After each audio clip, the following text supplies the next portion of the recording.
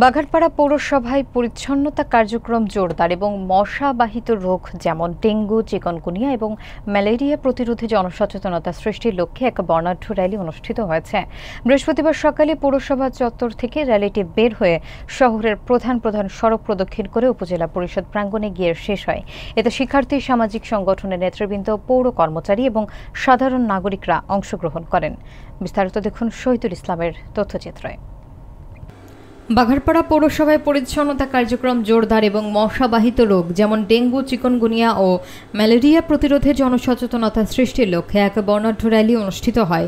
Rally শুরুর আগে এক সংক্ষিপ্ত আলোচনা সভায় বক্তারা বলেন, পরিচ্ছন্ন পরিবেশ বজায় রাখা এবং স্থায়ী জলবদ্ধতা দূরীকরণই মশাবাহিত রোগ প্রতিরোধের মূল উপায়।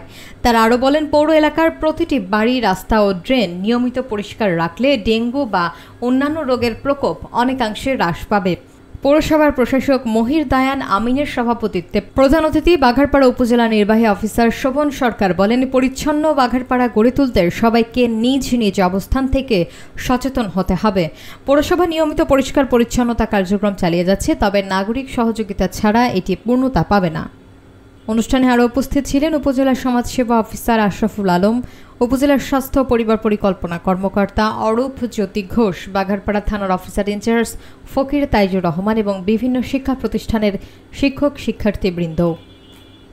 শুধু যে মশার কথা বলা হচ্ছে, মশা পৃথিবীতে সদস্য নিয়ে আমরা একটু বসে, এবং সেখানে হচ্ছে আলোচনায় আসলে যেটা আসে, ডেঙ্গুর প্রাদুর্ভাবটা আসলে বাঘারপাড়ায় কখনোই খুব বেশি ছিল না। এই পৌরসভায় আমাদের যারা বাসিন্দা রয়েছে প্রায় 10,000-এর কাছাকাছি ভোটার রয়েছে এবং এনাদের 3.1217 কিলোমিটার আয়তনের, বর্গ কিলোমিটার আয়তনের যে পৌরসভা, এই পৌরসভায় যতগুলো হোল্ডিং রয়েছে, সেই হোল্ডিং থেকে যে ট্যাক্স আসার কথা, হোল্ডিং ট্যাক্স, সেই ট্যাক্সটা আমরা ঠিকমতো পাই না, অর্থাৎ পৌরসভা পায় না।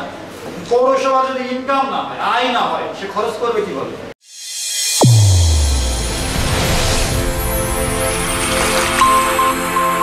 চ্যানেল A1 হৃদয়ের স্পন্দন।